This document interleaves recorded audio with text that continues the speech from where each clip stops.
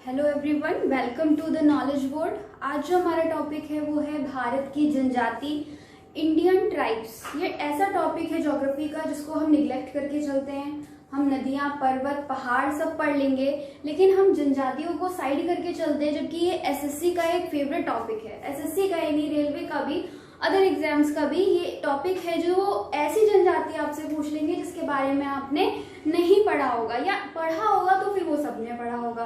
तो आज जो हम पढ़ेंगे वो बेसिकली कॉमन चीजें पढ़ेंगे और इस टॉपिक को कई पार्ट्स में रखेंगे और बहुत ही आराम से पढ़ेंगे, ठीक है।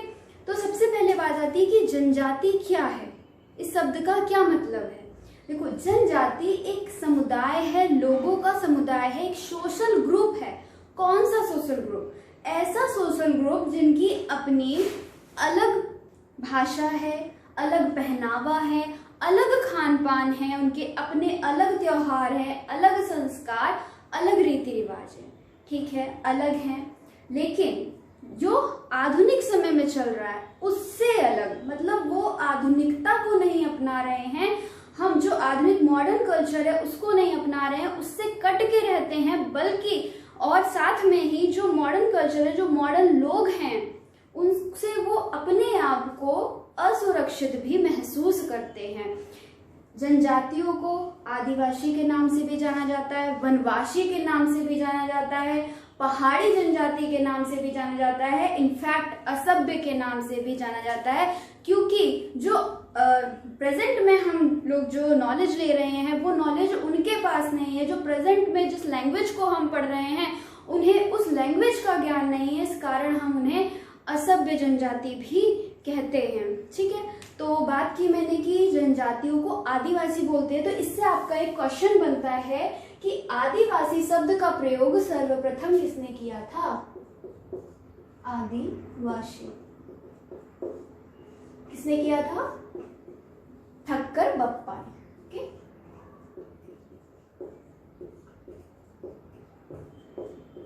जनजातियों के लिए दलित वर्ग का प्रयोग किसने किया? दलित वर्ग का प्रयोग किसने किया? ब्रिटिशर्स ने, जिन्होंने भारत पर 200 वर्षों तक शासन किया, उन्होंने इन जनजातियों के लिए दलित वर्ग का प्रयोग किया, साथ ही उनको निग्लेक्ट करते हुए चले। ऐसा नहीं किया कि उन्हें भी मुख्य धारा में शामिल करें, उन्हें भी ज्ञान दे, या जो भी वो अपना जो लॉर्ड मैकाले अपनी जो शिक्षा नीति लेकर आए थे उसको उसमें उनको सम्मिलित नहीं किया, जिसके कारण वो और भी पिछड़ते हुए चले गए, ठीक। तो दलित वर्ग किसने कहा? ब्रिटिशर्स ने कहा।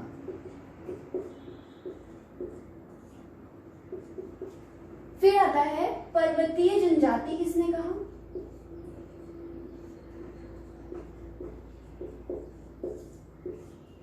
इस शब्द का इस्तेमाल किया गया सर्बेंस के द्वारा।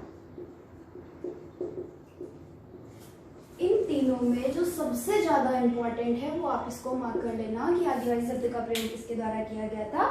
ठक्कर बप्पा के द्वारा किया गया था, ठीक। अब ये जो जनजाति है ये एक वैधानिक पद है।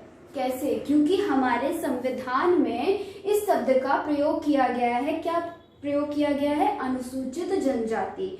अनुसूचित जनजाति के लिए हमारे संविधान में आर्टिकल्स भी मौजूद हैं और हमारे संविधान में उनके लिए शेड्यूल भी हैं, यानी कि अनुसूची में भी उनको रखा गया है। तो कौन से वो आर्टिकल हैं और कौन से शेड्यूल हैं जानेंगे। सबसे पहले लिख लेते हैं कि संविधान में क्या शब्द प्रयोग किया गया है? अनुसूचित जनजाति।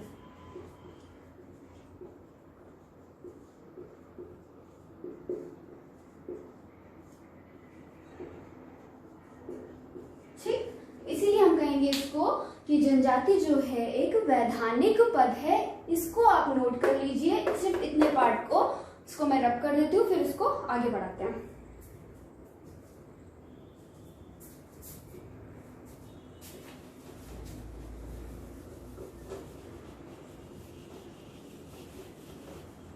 ठीक है, तो आर्टिकल्स की बात करते हैं। आर्टिकल 342 और आर्टिकल 366। जो बिगिनर्स हैं, जिन्हें नहीं समझ में आ रहा आर्टिकल्स वगैरह क्या है, वो बस ऐसे ही समझे कि कोई संविधान में आर्टिकल है, आर्टिकल 342, आर्टिकल 366 जो कि रिलेटेड है अनुसूचित जनजाति से। ठीक है, आर्टिकल 366 का जो 25 पार्ट है वो ये बोलता है कि अनुसूचित जनजाति वह हैं जिनको आर्टिकल 342 के तहत अनुसूचित जनजाति माना गया है ना। जनजातियों का वो समुदाय जिनको आर्टिकल 342 के तहत अनुसूचित जनजाति माना गया है। तो आर्टिकल 342 में किनको अनुसूचित जनजाति माना गया है? तो आर्टिकल 342 में देखो, उन्हीं को अनुसूचित जनजाति का दर्जा कौन दे सकता है? ये अधिकार राष्ट्रपति के पास है। राष्ट्रपति किसी भी राज्य में राज्यपाल के परामर्श से किसी पर्टिकुलर जनजाति को अनुसूचित जनजाति का दर्जा दे सकता है। क्लियर? तो आर्टिकल 342 और 366 रिलेटेड है किससे? अनुसूचित जनजाति से। इसके अलावा मैंने बात की कि शेड्यूल यानी कि अनुसूची, कौन सी अनुसूची में अनुसूचित जनजाति की बात की गई है? तो शेड्यूल 5 और शेड्यूल 6 में। किसमें? शेड्यूल 5 और शेड्यूल 6 में। शेड्यूल 5 के अंतर्गत अनुसूचित क्षेत्र लिए गए हैं जिनके प्रशासन संबंधी प्रावधान है। शेड्यूल 5 अनुसूची 5 में। तो ये अनुसूचित क्षेत्र कौन से हैं? इसके अंतर्गत 10 राज्य लिए गए हैं, वो डिटेल हम पॉलिटी में पढ़ेंगे। ठीक है। शेड्यूल 6 में केवल 4 राज्य लिए गए हैं जिनमें जो कि अनुसूचित क्षेत्र हैं और जिनके प्रशासन के संबंध में प्रावधान है शेड्यूल 6 में। असम, मेघालय, त्रिपुरा और नागालैंड। बाकी हम लोग इसकी जो डिटेल है वो हम पॉलिटी में ही कवर करेंगे। ओके, तो ये आप ध्यान कर लीजिए। आर्टिकल 342, आर्टिकल 366, शेड्यूल 5 और शेड्यूल 6। मैं बार बार रिपीट इसलिए कर रही हूँ कि आपको याद हो जाए, चीजें आपके दिमाग में घुस जाए। इतना नोट कर ले।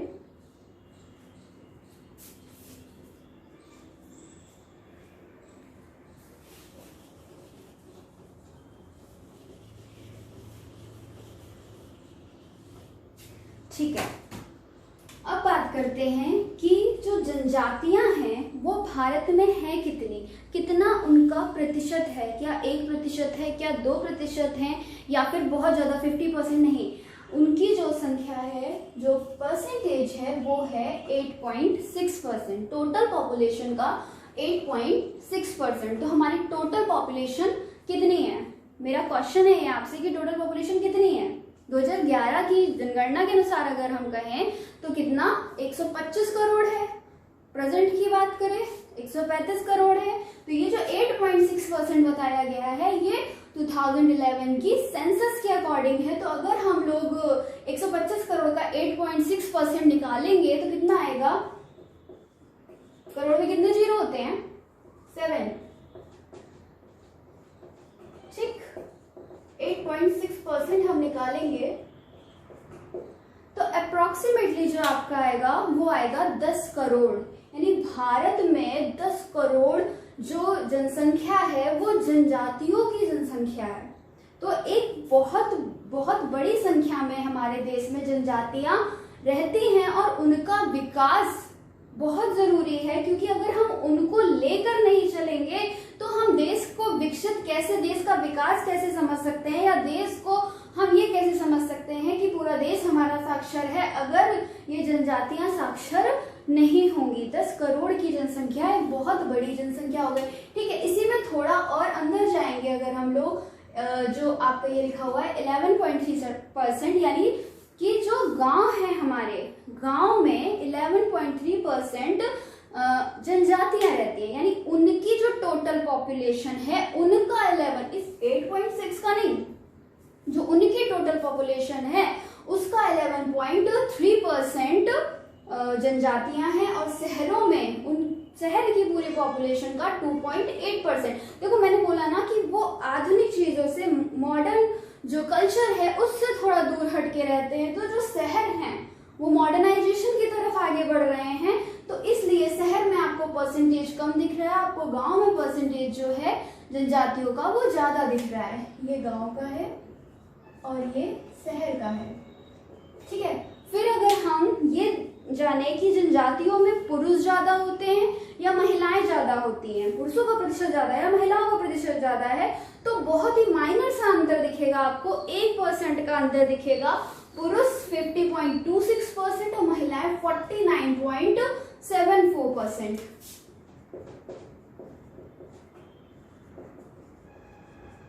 आगे जब आप पढ़ोगे तो ज्यादातर जनजातियों में आप देखोगे कि पैट्रियार्कल सोसाइटी नहीं है, उनकी मैट्रियार्कल सोसाइटी है, ठीक है।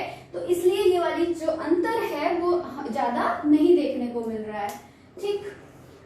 फिर जैसा कि मैंने बोला संविधान में मूल रूप से जो जनजाति अनुसूचित जनजातियां ली गई थी वो ली गई थी 212। मूल रूप से जो जनजातियां रखी गई थी वो कितनी रखी गई थी? 212। और वर्तमान की बात करें तो लगभग 700 जनजातियां हमारे संविधान में रखी गई हैं। एग्जैक्ट नंबर आप देखिएगा, कमेंट बॉक्स में लिखिएगा कि वर्तमान में हमारे संविधान में कितनी अनुसूचित जनजातियों को जगह दी गई है। और एक क्वेश्चन जो मैंने अभी अभी पढ़ाया, मैं दोबारा क्वेश्चन कर रही हूँ, आप कमेंट में आंसर करेंगे कि अनुसूचित जनजाति को वो दर्जा कौन देता है, कौन ये फिक्स करता है कि ये अनुसूचित जनजाति है ये नहीं है, ठीक। इसका फैसला कौन करता है, ठीक है। फिर अब मैंने बोला कि हमें जो जनजातियां हैं वो ज्यादा से ज्यादा पढ़नी है, क्योंकि कॉमन तो ठीक है सबको आता है, उससे हमें आगे बढ़ के पढ़ना है। लेकिन आज हम थोड़ा सा सिर्फ बेसिक पढ़ेंगे जो बहुत इंपॉर्टेंट है, सिर्फ उसको ही पढ़ेंगे। इस मैप पर जो बनी हुई है देखो, जो भारत में सबसे अधिक जनजाति पाई जाती है वो कौन सी है। आपको मैप देख के शायद समझ में आ रहा होगा, शायद आप मैप देख के गेस कर पा रहे होंगे कि जो सबसे ज्यादा जनजाति पाई जाती है वो है भील जनजाति, राइट।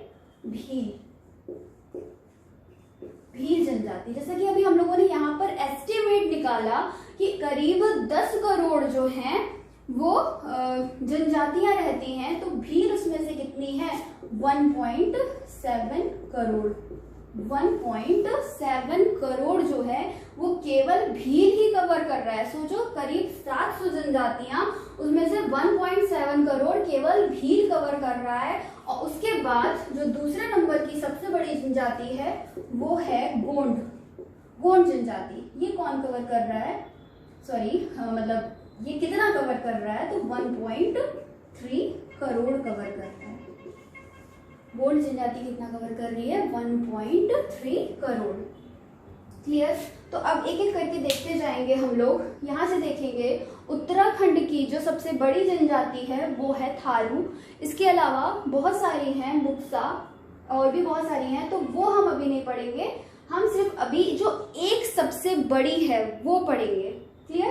तो उत्तराखंड की सबसे बड़ी कौन सी है? थारू। यूपी की सबसे बड़ी कौन है? गोंड। देखो, इसमें कंफ्यूजन रहता है बच्चों को, यूपी में थारू लगा देते हैं, ठीक। देखो, पहले उत्तराखंड यूपी का हिस्सा था, तब बात अलग थी, और अब बात अलग है। थारू जनजाति भी उत्तर प्रदेश में निवास करती है, किंतु अभी अगर पूछेंगे उत्तर प्रदेश की सबसे बड़ी जो जनजाति है वो कौन सी है? गोंड जनजाति है। और उत्तराखंड की सबसे बड़ी जो जनजाति है वो कौन सी है? थारू जनजाति। मध्य प्रदेश, गुजरात, राजस्थान, इन तीनों की ही जो सबसे बड़ी जनजाति है वो भील जनजाति है, ठीक। अब देखो, आपको मैप क्लियर होना चाहिए। तो मेरा ये भी एक होमवर्क मान लो कि घर पे जाके आपको, घर पर ही हो आप, मैप की प्रैक्टिस करनी है कि कहाँ पर कौन सा स्टेट है, ठीक। यहाँ पंजाब में मैंने झांसी लिखी है। देखो, पंजाब, चंडीगढ़, हरियाणा, दिल्ली, नोट डाउन कर लो। पंजाब, चंडीगढ़, हरियाणा और दिल्ली, यहाँ पर कोई भी जनजाति नहीं पाई जाती है। पेपर में आएगा ऑप्शन में पंजाब, चंडीगढ़, हरियाणा, दिल्ली लगा हुआ है, लगाना ही नहीं है उनको, क्योंकि यहाँ पर जनजाति नहीं पाई जाती हैं, ठीक है। लेकिन फिर भी मैंने झांसी क्यों लिख दी? बहुत ही कम मात्रा में पाई जाती है। झांसी भी ज्यादातर राजस्थान में ही रहते हैं, लेकिन थोड़ी सी मात्रा में। तो आप बिल्कुल भी डाउट मत रखिए, सांची को आप पंजाब में याद कर लो कि मान लो अगर ऑप्शन में राजस्थान नहीं दिया होगा तो आप पंजाब लगा दोगे, तब ये नहीं सोचोगे कि पंजाब में तो कोई भी नहीं पाई जाती है। क्लियर? ये देख लिया हमने, राजस्थान, गुजरात और मध्य प्रदेश में भील, उत्तर प्रदेश में गोंड, उत्तराखंड में थारू। जितनी बार मैप बनाओगे उतना ही आपकी ज्योग्राफी स्ट्रांग होगी, जितनी बार बना सकते हो उतनी बार बनाना।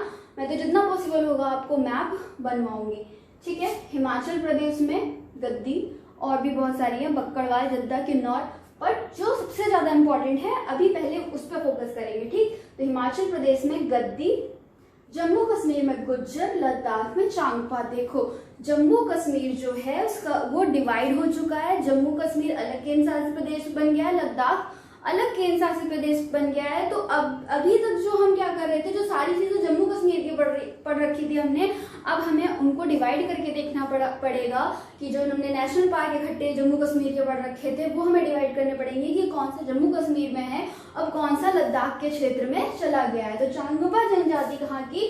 लद्दाख की, और जम्मू कश्मीर की गुज्जर। नीचे आएंगे महाराष्ट्र की कोली जनजाति, और कोल जनजाति होती है वो एमपी में, लेकिन ये कौन सी है? कोली जनजाति है, ठीक।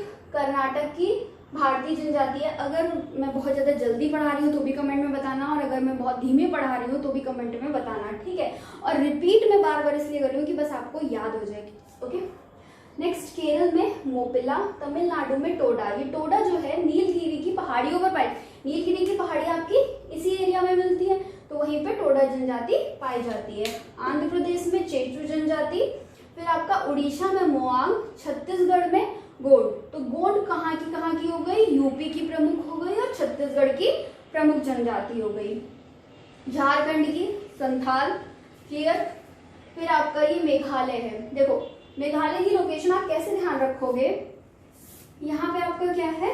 बांग्लादेश है, उसके ऊपर एक बादल की तरीके, बिल्कुल बादल के शेप में ऊपर रखा हुआ है, और मेघ का मतलब ही क्या होता है? बादल। मेघालय यहाँ पे एकदम मेघ के शेप में रखा हुआ है, आप ऐसे याद करो, बांग्लादेश के ऊपर उसकी लोकेशन है, मेघ की तरह रखा हुआ है, ऊपर से पूरा असम इसको कवर किए हुए है। असम की जो प्रमुख जनजाति है वो है बोडो, एक और है अहोम। ये दोनों ही इंपॉर्टेंट हैं।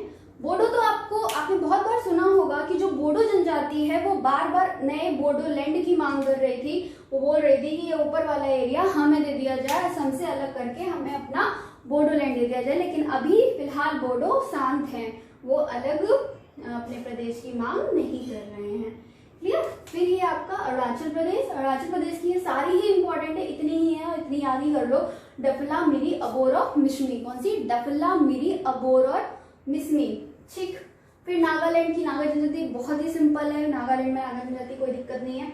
फिर आपका मणिपुर। अच्छा मणिपुर की लोकेशन कैसे ध्यान रखोगे आप? मणिपुर देखो, ये अरुणाचल प्रदेश, नागालैंड, मणिपुर, नीचे मिजोरम। मणिपुर बीच में मणि प्रेशस होती है ना, तो जो प्रेशस चीज है उसको हम ऐसे ही तो नहीं डाल देंगे, उसको हम अच्छे से रखेंगे ना, अच्छे से हमने उसको बीच में रखा हुआ है मणि को और उसके ऊपर हमारा जो है नागालैंड है, यानी नाग देवता उस मणि की रक्षा कर रहे हैं, ठीक है। ऊपर नागालैंड, नीचे मणिपुर, उसके नीचे मिजोरम। मिजोरम में राम आता है, तो आप ऐसे भी समझ लो कि राम भगवान की रक्षा कर रहे हैं, और बीच में मणि है रखी है हमारी, तो हमें ध्यान रहेगा, कंफ्यूजन नहीं होगा। बीच में मणिपुर है, नीचे मिजोरम है, ऊपर नागालैंड है, ठीक। मणिपुर की कौन सी जनजातियां हैं? कुकी और मैतेई। कौन सी? कुकी और मैतेई, ठीक। अब मेघालय की जनजातियां झारखंड में तो कोई टेंशन नहीं, क्योंकि मेघालय पर तो ये पहाड़ियां ही हैं, गारो, खासी, जयंतिया, उसी के नाम से जनजाति का नाम पड़ गया है, तो इसमें तो कोई दिक्कत नहीं है, ठीक। ये आते हैं, ये है क्या? ये है अंडमान निकोबार। अंडमान निकोबार कहाँ पाया जाता है? ये जो द्वीप समूह है हमारा, ये कहाँ है? ये बे ऑफ बंगाल में है, बे ऑफ बंगाल। दूसरा केंद्र शासित प्रदेश जो कि लक्षद्वीप है, जो द्वीप समूह है, ये कहाँ पर है? ये है अरब सागर में। कहाँ है? अरब सागर में। ये क्या है? Lakshadweep.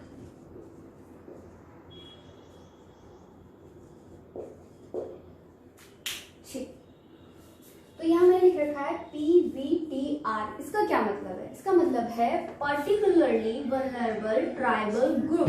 Particularly vulnerable tribal group, ठीक है। जी होगा यहाँ पे, आर नहीं होगा। Particularly vulnerable tribal group. तो वी का मतलब है वल्नरेबल। वल्नरेबल का मतलब क्या होता है? असुरक्षित। यानी असुरक्षित ये जनजातियां जो अपने आप को असुरक्षित फील करती हैं। ग्रेट अंडमानी, शोम्पेन, ओन, जावा, जो कि अंडमान निकोबार द्वीप समूह में पाई जाती हैं। और एक और आपने सुना होगा, यहाँ पे एक बहुत ही खतरनाक जनजाति पाई जाती है जिसका नाम है सेंटलीज। जरूर सुना होगा लास्ट ईयर आपने सेंटलीज का नाम। यहाँ पर जो जनजाति बहुत ही खतरनाक, वो आपस में नहीं है, वो लोग, वो दूसरे लोगों के लिए खतरनाक है। हम सेंटलीज द्वीप समूह पर जाके अगर उनसे मिलने की कोशिश करते हैं तो वो हमारे लिए आक्रामक है, हमारे लिए खतरनाक है। अमेरिका का एक व्यक्ति गया था वहां पर उनसे बातचीत करने के लिए। उसने सोचा कि शायद मैं उनको समझ पाऊं या मैं अपनी बात उनको समझा पाऊं, लेकिन उन लोगों ने यानी जो सेंटलीज जनजाति थी उन्होंने उनको मार डाला था। इसलिए बहुत ज्यादा चर्चा का विषय बन गई थी सेंटलीज जनजाति। तो याद रखेंगे सेंटलीज जनजाति कहाँ पर पाई जाती है? अंडमान निकोबार द्वीप समूह पे।